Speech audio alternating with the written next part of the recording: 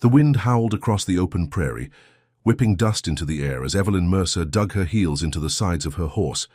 The mare galloped hard, nostrils flaring, hooves pounding against the cracked earth beneath them. Her hands clenched, the reins so tightly that her knuckles turned white. She didn't dare look back. She could hear them, hooves striking like a drumbeat of doom, voices rising above the wind. They were close, too close. Her lungs burned, her corset pressing against her ribs as she struggled to breathe. She had barely escaped the confines of the ranch house, her wedding dress still trailing in shreds behind her. A prison sentence that would have bound her to Wallace Tate, a man 3 times her age, with a temper as sharp as the knife he carried on his belt. The moment she had learned of the arrangement, she had known.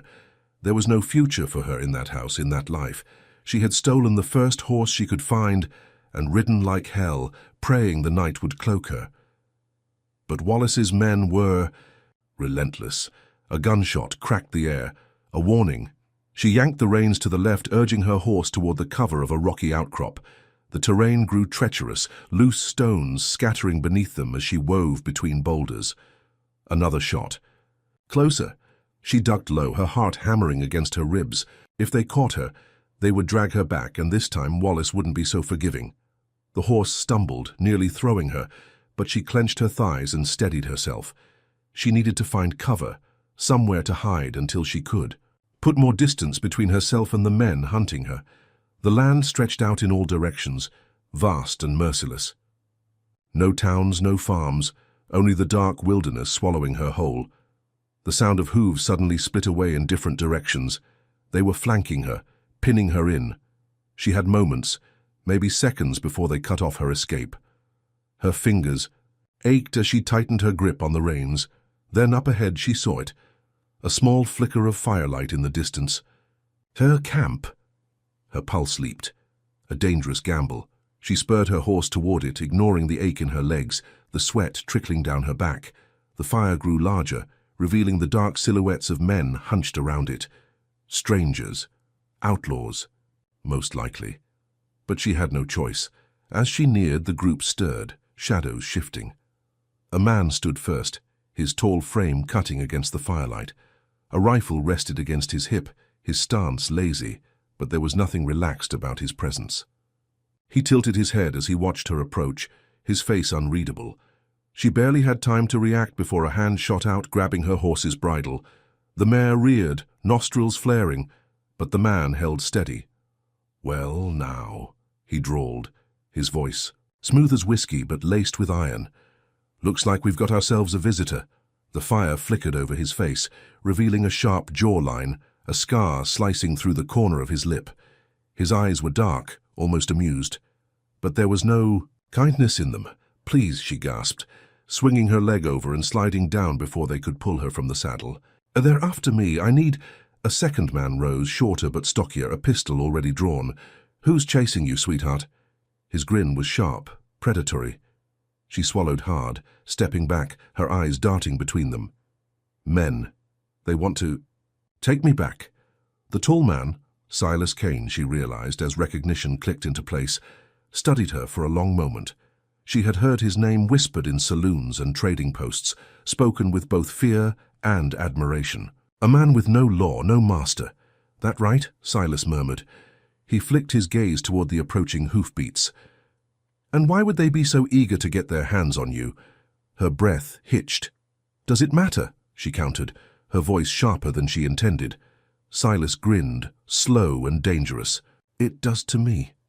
She opened her mouth to speak, but before she could, a shout echoed from the darkness. "There, that's her horse." Silas exhaled through his nose, as if mildly inconvenienced, before turning his head toward the approaching figures. "Looks like you're welcoming committees here, darling." Panic coiled tight in her chest. One of Silas's men raised his rifle, but Silas held up a hand, stopping him. He turned back to her, his expression unreadable. "Tell me something, girl. If I send you back, how much would they pay me?" Her stomach twisted. "You wouldn't—" His smirk widened, but before he could answer, the first of Wallace's men burst. Into the firelight, rifles raised.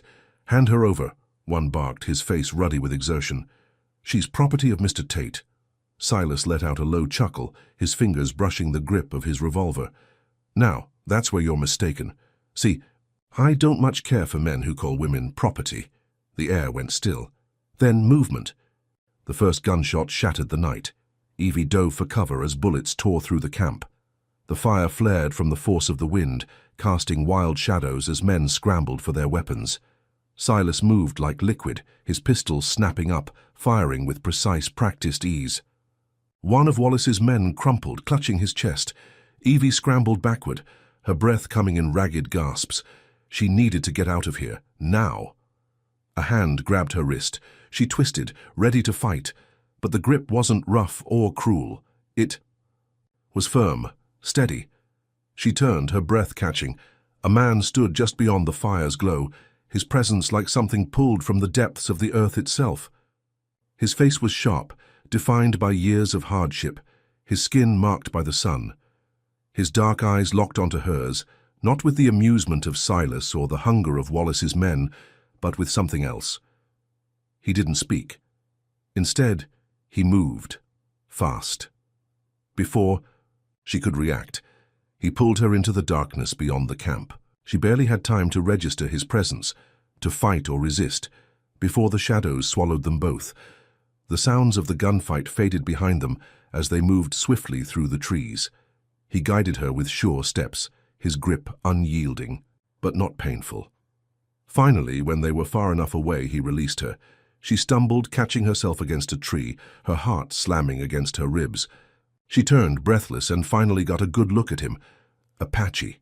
The realization struck her all at once, his clothes, his stance, the way he moved with the land instead of against it. "You," she began, but the words felt foreign in her mouth.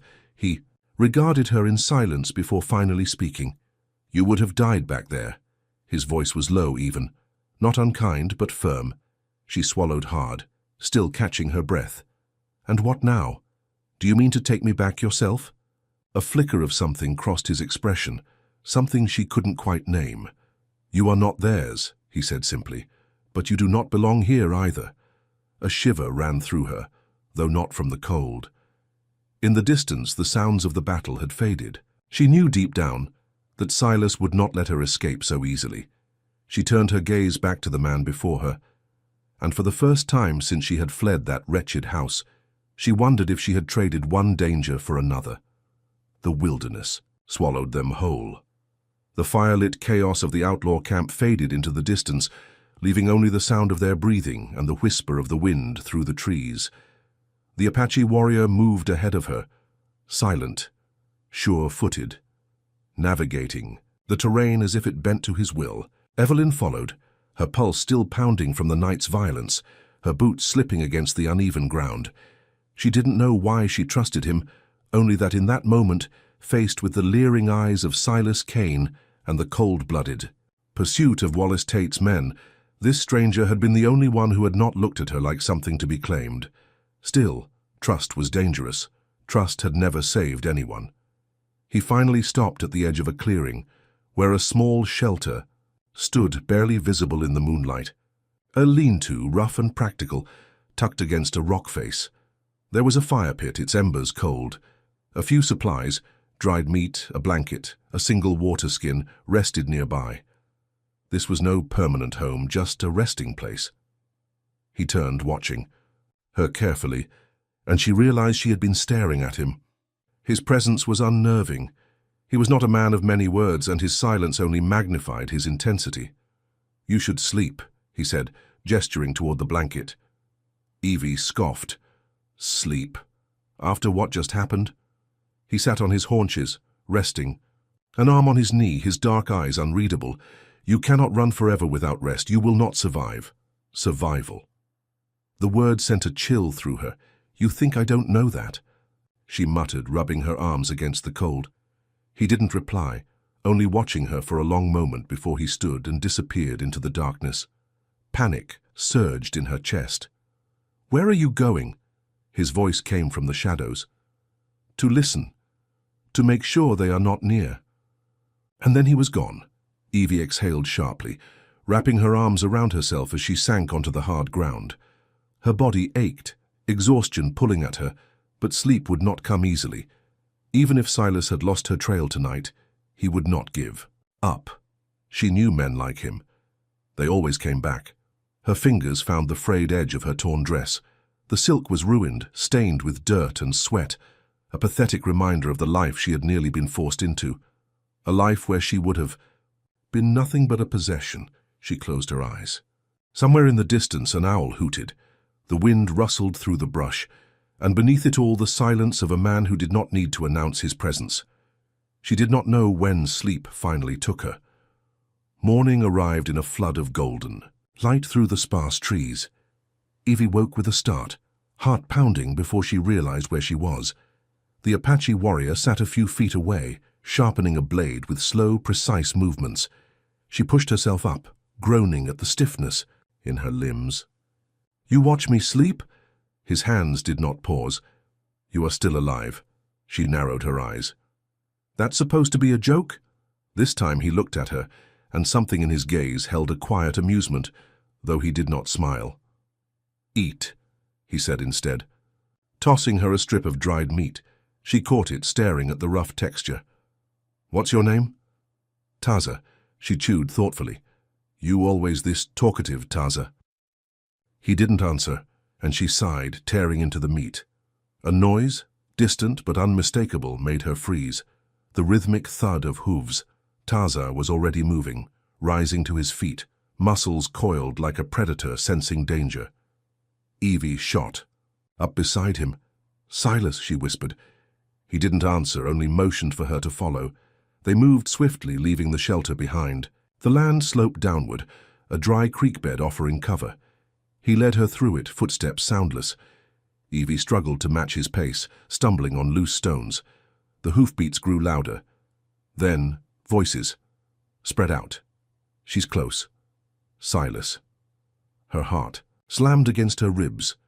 Taza pulled her down behind a fallen log. She pressed a hand over her mouth, fighting to quiet her breath. The outlaws were close, their voices laced with irritation. "I don't like chasing girls through the goddamn woods," one muttered.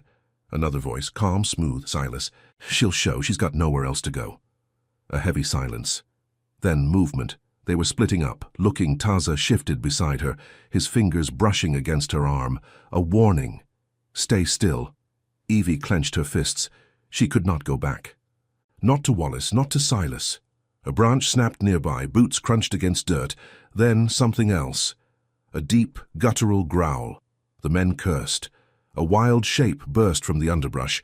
A mountain lion, lean and starving, teeth bared in a silent snarl. The gunshot came fast. The beast let out a ragged cry before collapsing into the dust. Taza's hand tightened around her wrist. Now, they moved as the men were distracted, slipping further down the creek bed, using the chaos to cover their retreat. By the time Silas turned, they were already gone. Night fell by the time they stopped. They had traveled for hours, putting miles between them and the outlaws. Evie's legs ached, her throat dry. Taza finally stopped by a river, crouching to fill the water skin. She collapsed onto a rock. "He won't stop." Taza handed her the water. "Then you must be stronger than him." She drank greedily before wiping her mouth with the back of her hand. "Easy for you to say, he's not hunting you." Taza watched the river. Men like him hunt everything they fear losing. The words sent a chill through her. She shivered, pulling her arms tight around herself. "Why did you help me?" For a long moment he didn't answer. Then, quietly, "Because you did not belong to them." Something in his voice made her chest tighten. A noise behind them. She turned. Too late. Silas stood just beyond the trees, revolver in hand, his expression unreadable. "Thought you'd be long gone by now," he mused. "But you keep surprising me, Evie." Taza shifted, already reaching for his weapon, but Silas clicked his tongue. "Easy now," he said. "I've had enough of running in circles." Evie rose slowly, her pulse hammering. Let me go, Silas," he chuckled. "Darling, I don't let things go, you know that." Taza's voice was calm, steady. "She is not yours." Silas exhaled sharply. "You keep saying that, but I don't think you understand how this works." His gaze flicked to Evie. "You think he's your savior? That he's any different than me?" her hands curled into fists. "He never tried to own me." Silas's smirk faltered, a beat of silence. Then, in one smooth motion, Taza moved. The fight was brutal, fast. Silas fired, Taza dodged, a knife flashed, a struggle. The two men tumbled into the river, the water churning around them. Evie grabbed a fallen branch. Gripping it tight, Silas broke the surface, gasping, blood trickling from a cut on his brow. Taza climbed onto the bank, chest heaving. For a moment, all was still. Evie held the branch like a weapon, her breath coming in sharp bursts. Silas wiped, his mouth, eyes burning into hers. Then slowly he stepped back. "This ain't over, Evie." Then he was gone. The river rushed between them, washing away the blood. Evie turned to Taza, and for the first time she knew exactly who she would choose. The night stretched over the land, vast and silent, as Evelyn stood at the river's edge, her breath still ragged from the struggle. The water carried the last remnants of blood downstream, fading into the darkness. The world had narrowed to this moment, the fading echoes of Silas Kane's threat, the slow measured breath of Taza beside her, and the cold realization that this was far from over. Silas would come back. He had left, but not in defeat, not in surrender. He was a man who saw himself as inevitable, a force of nature that could not be denied. And she knew that until he was stopped, truly stopped, she would never be free. Taza watched her, his gaze unreadable, his body still tense from the fight. He had fought for her, risked his life for her, but he would not tell her what to do next. That was not his way. She turned to him. "He won't stop." Taza did not speak right away. Instead, he reached for his knife, turning it once in his hand before securing it back in its sheath. "No," he said finally. "He won't." The weight of those words settled deep in her chest. The river murmured at her feet. The night wind, whispering through the trees, urging her forward or pulling her back, she could not tell which. Every choice she had made since fleeing Wallace Tate's house had been about escaping, running. But there was no more ground left to flee to. She looked down at her reflection in the water, her face streaked with dirt, her dress torn and ruined, but her eyes were different. They were not the eyes of a woman waiting to be saved. She exhaled and turned away from the river. "Then we end this." Taza's gaze flickered, something sharp passing through his expression before he gave a single nod. He had seen this before. Seen people pushed to the edge where they either broke or became something else. She wasn't going to break. By the time dawn clawed its way across the horizon, they were already moving. The trail was easy enough to follow. Silas had left a clear path, either because he hadn't cared to hide it or because he had wanted her to follow. Maybe both.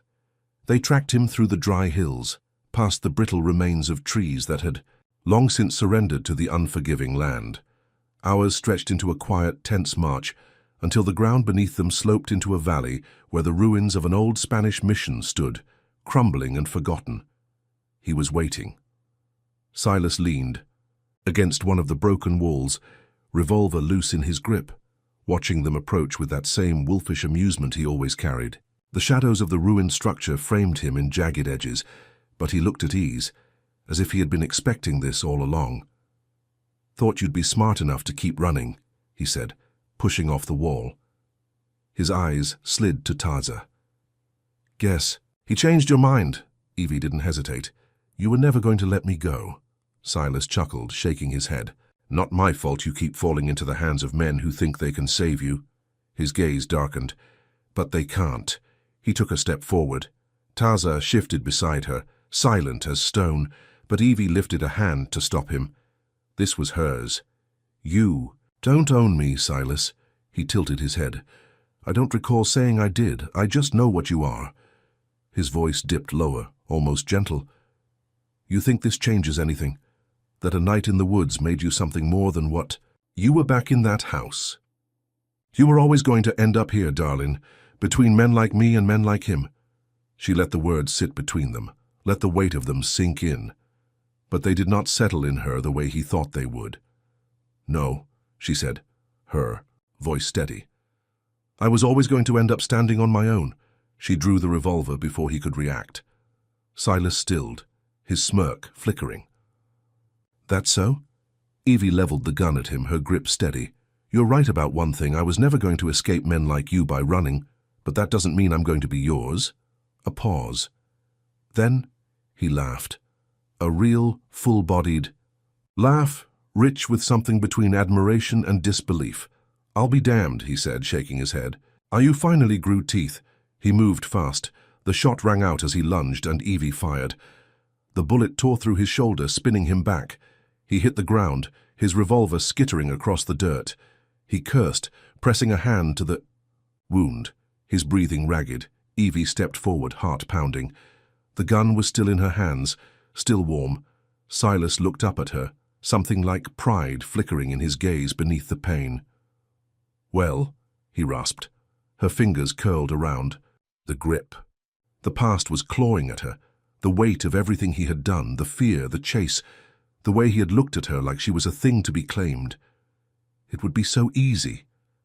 Taza watched her, silent, waiting. Evie exhaled. Then she turned the revolver and tossed it onto the ground beside Silas. "I'm not you," she said quietly. Silas let out a slow breath, then grinned, though it was pained. "No, I don't reckon you are." She turned, walking, away without looking back. Taza followed. Behind them, Silas stayed where he was, laughter echoing softly in the empty ruins. He was beaten, but not dead.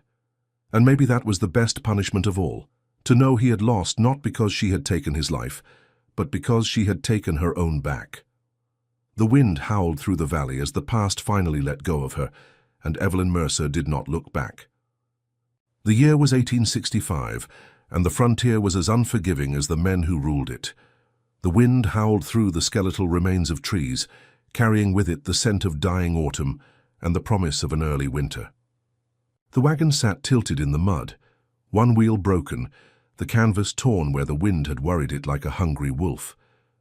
Agnes Dawson stood beside it, her fingers tightening into fists as she stared at the retreating figures of her late husband's family. No words had been spoken in farewell, no final glances of pity or regret, only the dull thud of hooves against the wet earth as they left her behind, a widow with no worth, no children to tie her to their bloodline, a burden discarded on the fringes of the wilderness. Her breath hitched in her throat as the last of them disappeared beyond the ridge, and the silence that followed was deafening. She told herself she would not cry, not here, not now. Tears wouldn't save her, wouldn't put food in her belly or fire at her feet. She squared her shoulders, shaking away the shudder that threatened to consume her. She was alone and night was coming. Agnes turned to the wagon, assessing what little she had left. A torn blanket, a half-empty canteen, a rusted rifle with only 2 bullets left in the chamber. Her fingers grazed the cool metal of the trigger as she lifted it, more out of comfort than necessity. A rifle was a companion, even when all else had abandoned her. The first task was shelter. The sky churned with thick grey clouds, and the air carried a sharpness that whispered of rain.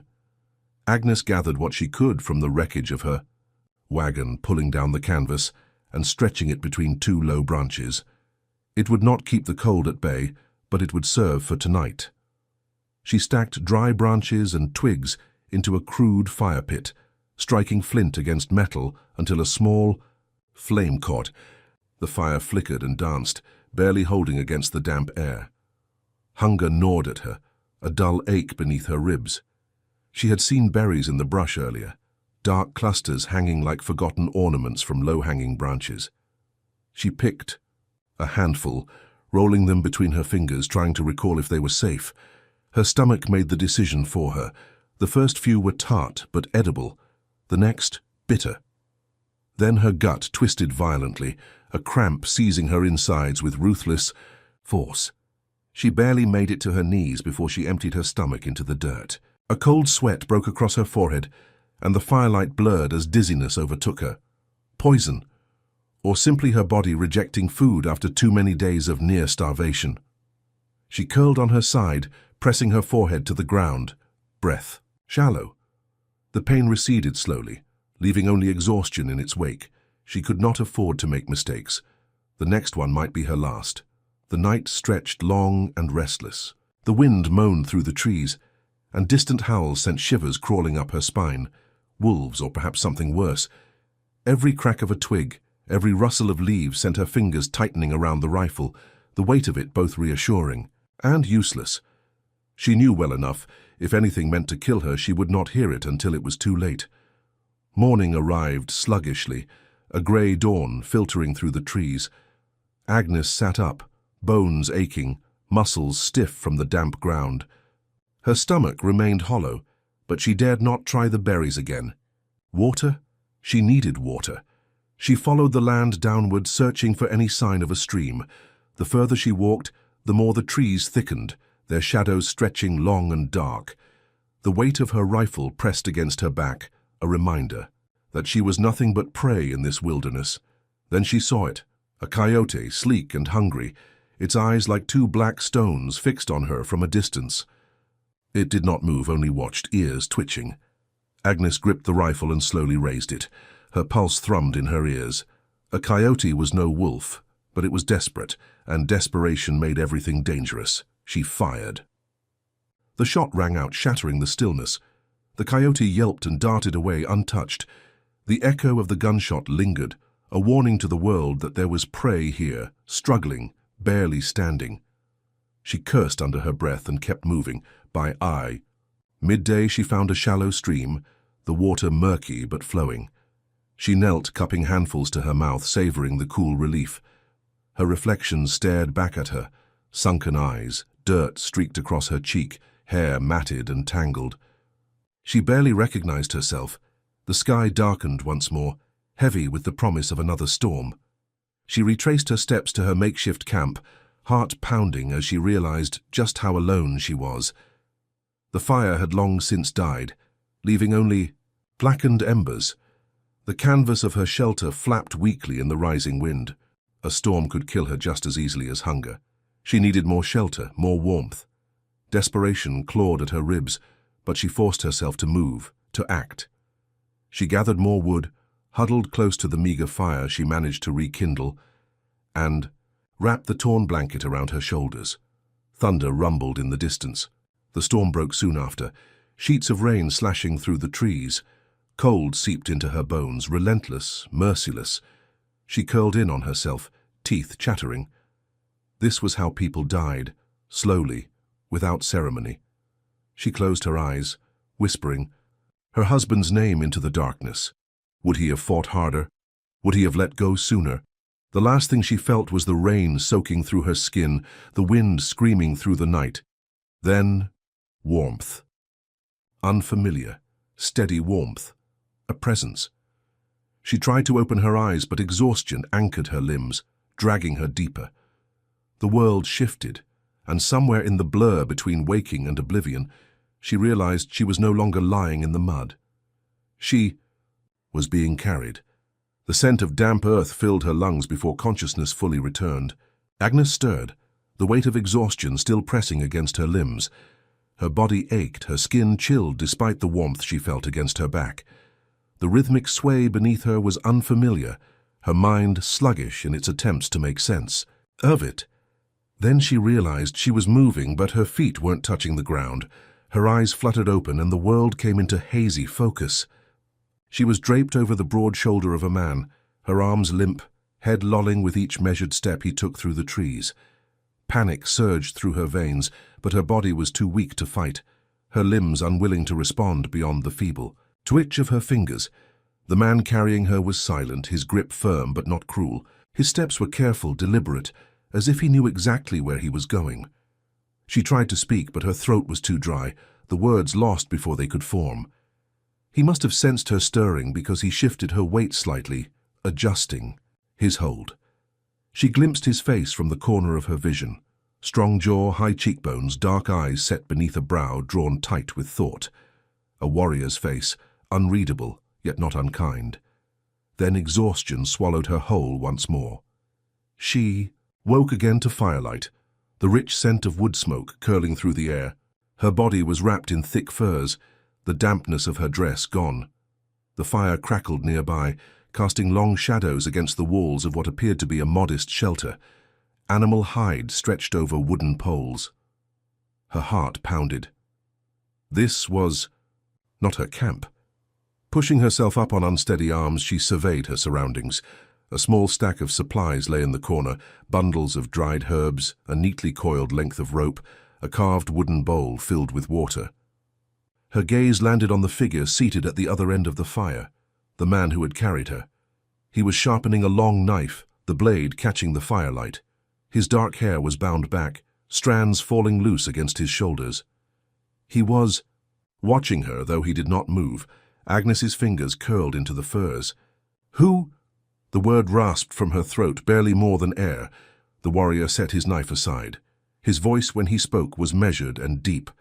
"You not dead?"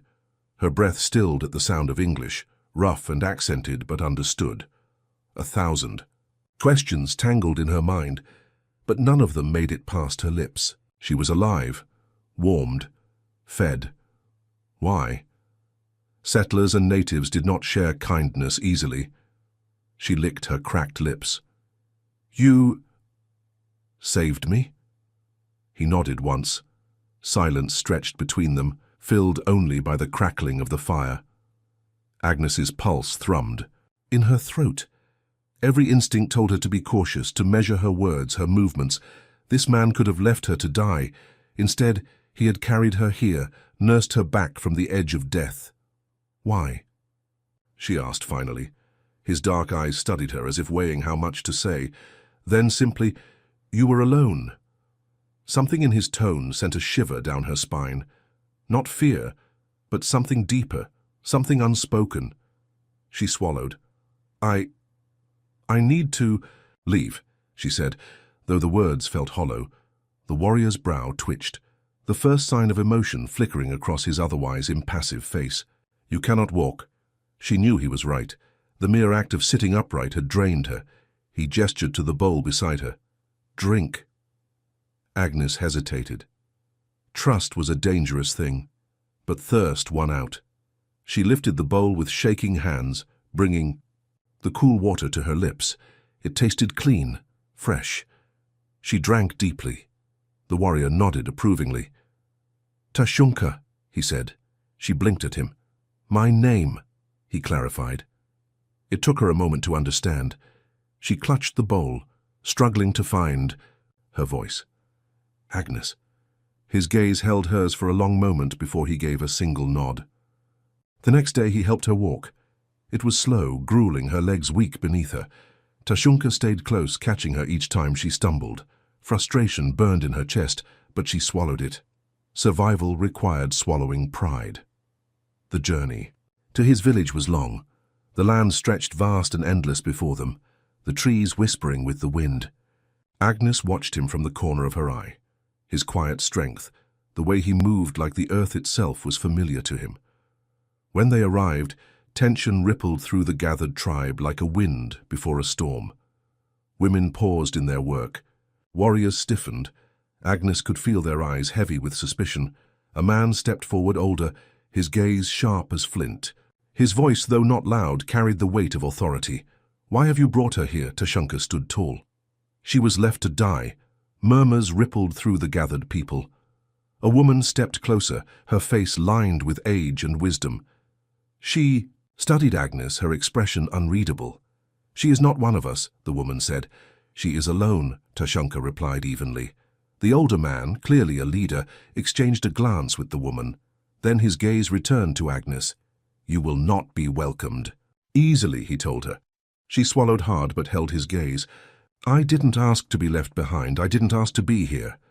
A moment of silence stretched, thick with unspoken meanings. Then the woman spoke. "If she is to stay, she must prove she belongs." The tribe did not drive her away, but they did not accept her either. Suspicion clung to their stares, their movements around her careful and guarded. She was a stranger in their world, an invader even if she had not come by choice. Ayoka, the older woman, watched over her, though Agnes could not tell if it was kindness or duty. She was given work, small tasks, simple things at first. Weaving, fetching water, proving she could contribute. Days passed, then weeks. She learned their ways, not just how to survive, but how to exist among them. Tushunka remained a shadow in her periphery. He did not hover, did not force conversation, but when she faltered, he was there. When the cold wind cut sharp, he ensured. She had furs. When she stumbled in her work, he showed her without a word. One evening, after gathering wood, she found him seated by the fire. She hesitated before stepping closer. "You could have left me," she said finally. "Why didn't you?" Tushunka's dark eyes lifted to meet hers. He studied her for a long moment before answering. "Because you still fight." The words settled deep, pressing against something raw inside her. She wasn't sure she believed them, but she wanted to. The first snowfall came suddenly, blanketing the land in a hush of white. Agnes had never seen the land like this before, transformed under winter's quiet grip. She pulled the borrowed furs tighter around her shoulders, watching the way the flakes settled into Tushunka's dark hair as he stood a few paces away, speaking with another warrior. He did not seem to feel the cold. She had learned much in the past weeks. How to move through this world without clumsiness, how to weave baskets that did not fall apart, how to recognize which herbs were for healing and which were for poison.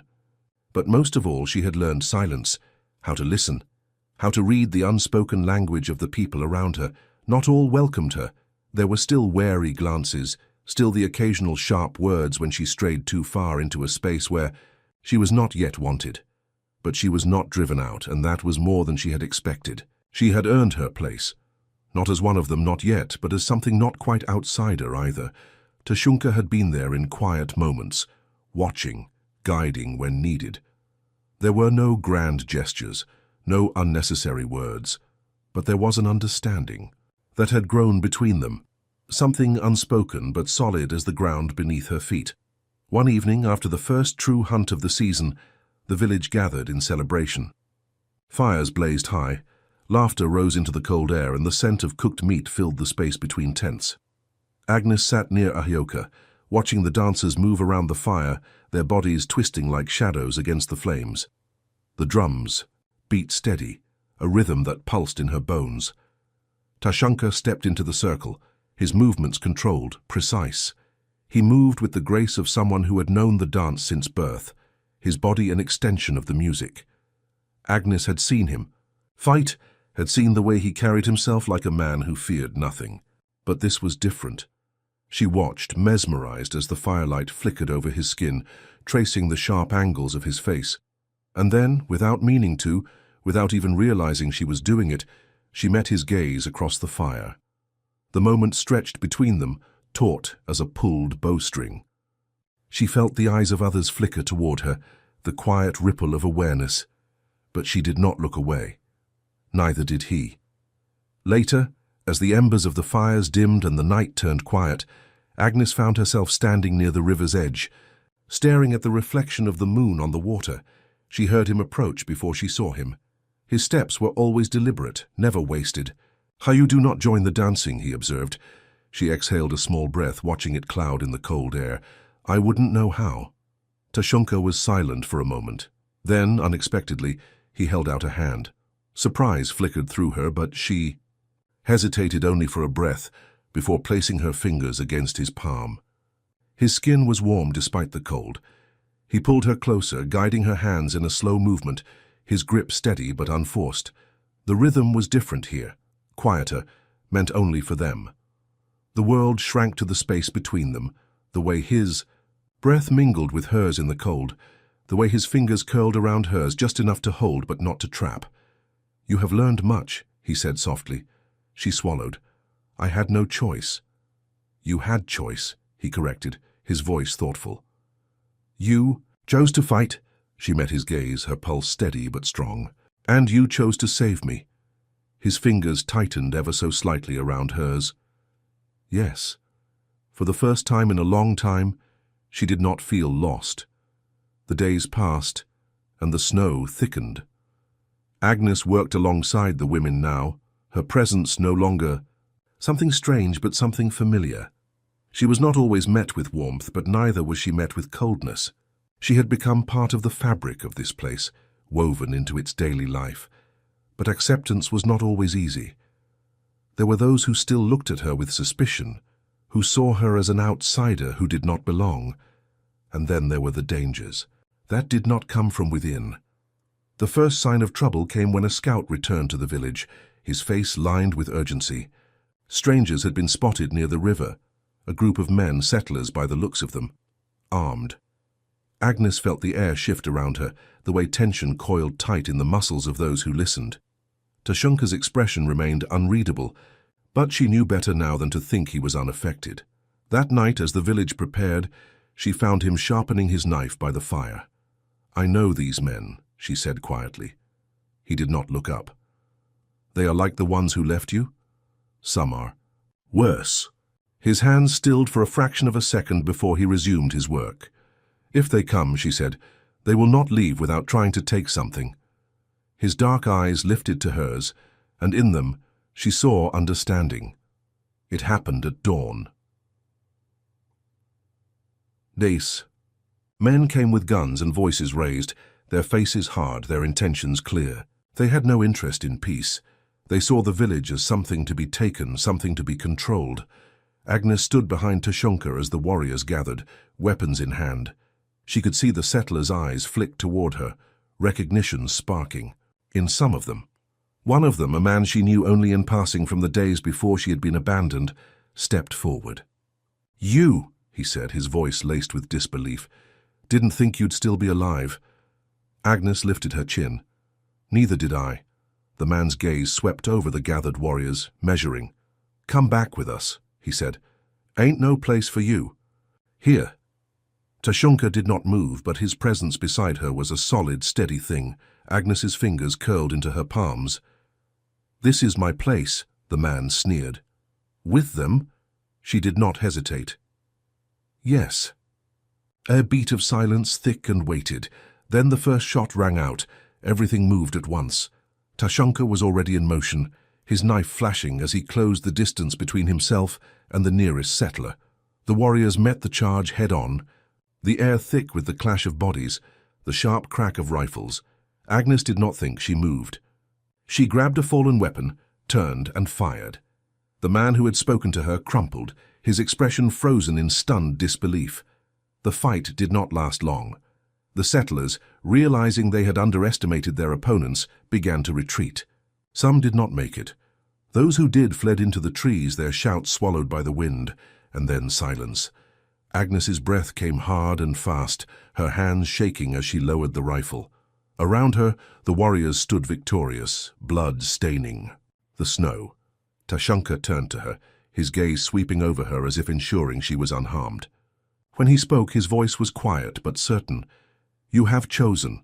She looked at him, the weight of everything pressing against her chest. "Yes," she said, the words solid as stone. "I have." That night the village gathered again, not just in celebration, but in recognition. Tashunka stood before the council, his voice steady as he spoke. "She is no longer an outsider." There were nods, murmurs of agreement. Then, the words that changed everything. "She will be my wife." The silence that followed was not one of disapproval, but of acknowledgement. Agnes's breath caught. She met his gaze, and in it she found something steady, something real. This was not a choice made for her. It was one she had made for herself, and when she stepped forward, when she reached for his hand, she knew she was exactly where she was meant to be. The year was 1865, and the frontier was a land of both opportunity and death. A cold wind stirred the dry grass as Chikala crouched low, his sharp eyes fixed on the distant trading post. Smoke curled from its chimney, a beacon against the darkening sky. He had been waiting for this moment, for the man who now stepped onto the wooden porch, Edgar Blackwell. Blackwell was a broad-shouldered man with a thick beard and the hungry eyes of a predator. He moved with the easy arrogance of someone who had long forgotten what it meant to be challenged. A gloved hand beckoned Chikala forward, and though every instinct warned him against it, he obeyed. Inside, the air was thick with the stench of sweat, pipe smoke, and spilled whiskey. Men huddled at tables, voices low, their glances flicking toward Chikala as he entered. He was used to it. A Lakota warrior in a white man's stronghold was never welcome, but he was not here for welcome. He was here for business. Blackwell leaned. Against the counter, studying him like a man weighing a slab of meat. "I've got a job for you," he said, voice slick with something untrustworthy. "A simple one." Chikala remained silent, waiting. "She stole from me," Blackwell continued, sliding a folded paper across the counter. "A woman. Name's Mary Thompson." Chikala unfolded the paper, revealing a rough sketch of a woman with sharp, intelligent eyes. "What did she take?" "A ledger," Blackwell said, shrugging as though it didn't matter. "But I don't care about that.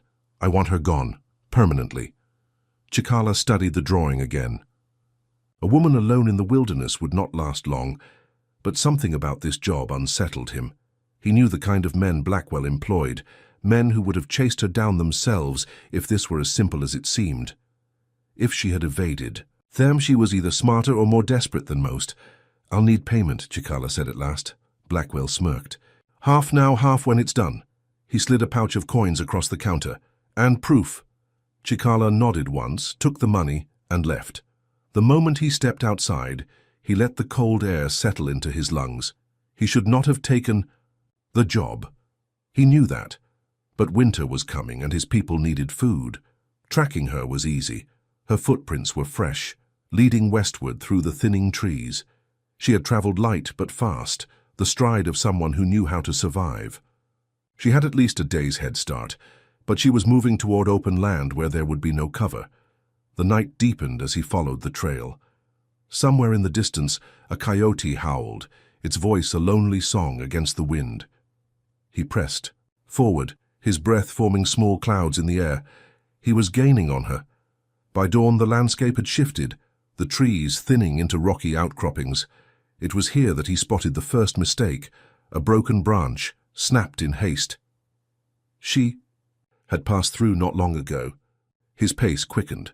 The abandoned cabin was barely standing, its roof half caved in, the door hanging loose on its hinges. The perfect place for someone with nowhere else to go. Chikala approached with caution, stepping lightly over the frost-covered grass. He listened, a faint rustle inside. She was there. He pushed open the door.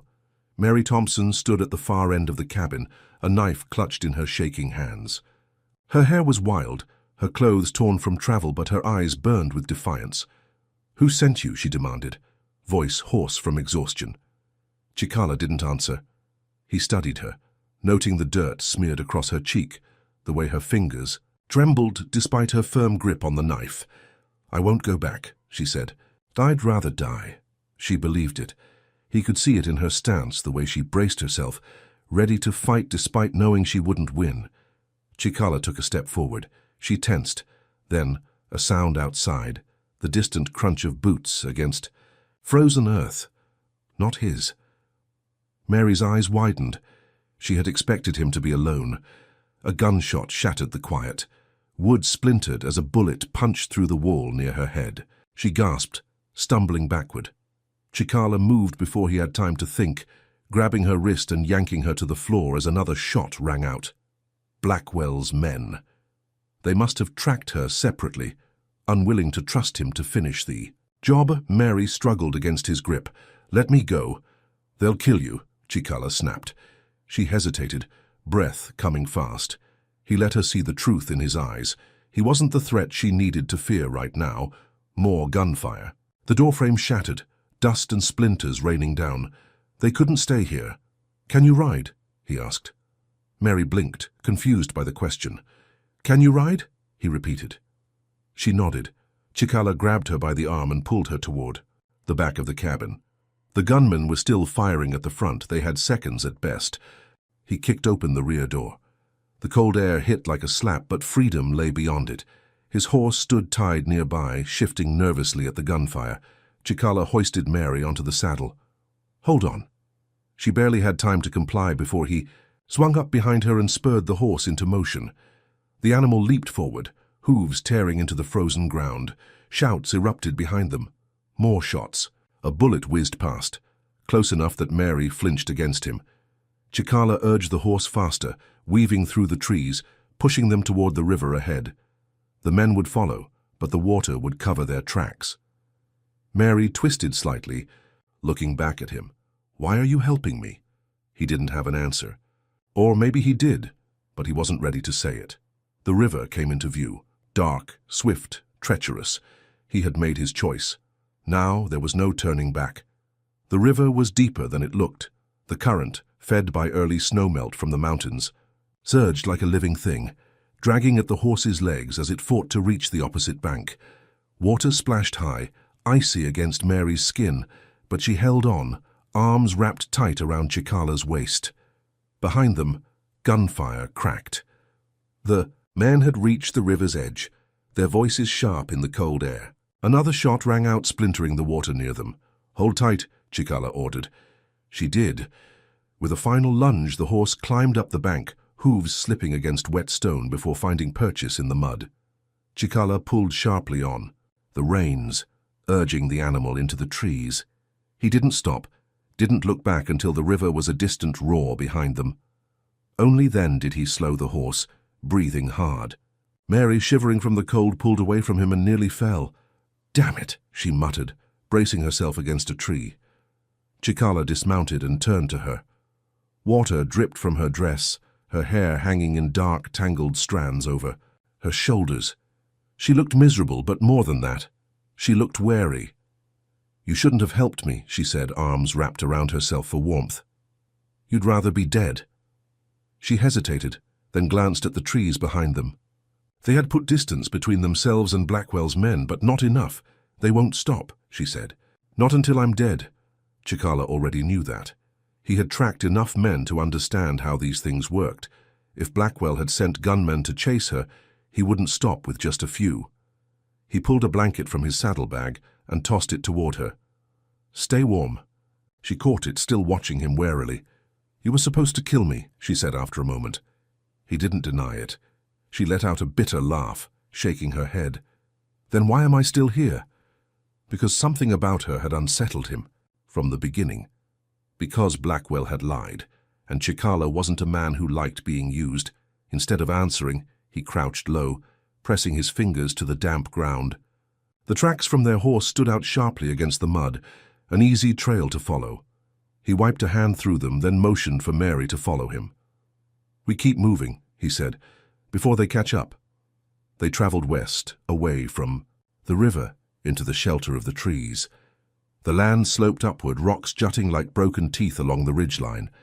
Chikala led the horse carefully, listening to the wind, the shifting branches. Mary walked beside him, still wrapped in the blanket. She was quieter now, exhaustion settling into her bones. He had seen it before, the way fear and adrenaline kept someone going until their body finally betrayed them. "You should eat," he said. She shook her head. "Not hungry." "Eat anyway." She gave him a look but didn't argue. He pulled dried meat from his pack and handed her a piece. She took it without thanks, chewing slowly. As night fell, the air turned colder. They found shelter in the hollow of an old fallen tree, its massive trunk forming a natural barrier against the wind. Chikala built a fire, keeping the flames low. Mary sat across from him, hands stretched toward the warmth. After a long silence, she spoke. "I didn't steal from him." Chikala studied her, the firelight throwing shadows across her face. "I took a ledger," she continued. "It had names. People. Blackwell had sold, deals he made." She swallowed hard. "He's a slaver, a liar. He trades in things no man should own." Chikala had suspected as much. White men who came to these lands rarely dealt in honest business. She looked at him, searching his expression for something. "You don't believe me?" "I believe Blackwell is a liar." A breath of relief escaped her. She shifted closer to the fire, her voice quieter now. "I used to work for him. He hired me as a bookkeeper when I had nothing. I was young, desperate. I thought he was kind." Her hands curled into fists. "Then I found out what he was really doing. And when I tried to leave, he made sure I had nowhere to go." Chikala listened, saying nothing. She exhaled sharply. "I should have known better." Silence stretched between them. The fire crackled. "You know better now," Chikala said. She looked up, startled. He met her gaze. "That's what matters." She held his stare for a moment, something shifting behind her eyes. Then she nodded. That night Chikala didn't sleep. He listened to the forest, the wind moving through the branches. Somewhere, an owl called. The sound of something natural, unafraid. Mary slept lightly, shivering even under the blanket. He knew she wouldn't last long in these conditions. She was strong, but strength wasn't always enough against the cold. By dawn, they were moving. Again. Chikala led them deeper into the forest, keeping an ear turned for pursuit. But there was something else now, a different tension in the air. Mary had grown quieter. Her pace slowed. She tried to hide it, but he saw the way she winced when she stepped, the way she held her side as if something pained her. "You're hurt," he said. She shook her head. "I'm fine." She wasn't. She had been favoring her left side since the river. Chikala stopped walking. "Let me see." "I said I'm fine." "You're slowing down." She glared at him but relented, pulling her coat aside. A dark stain spread across her shirt, blood dried now but enough to make his stomach tighten. "When?" he demanded. "I don't know." She exhaled sharply. "Maybe when we crossed the river. Maybe before." He muttered something under his breath and motioned for her to sit. She hesitated, but obeyed. He pulled a knife from his belt, cutting, a strip of cloth from his own sleeve. She didn't flinch when he pressed the fabric against the wound, tying it tight. He respected that.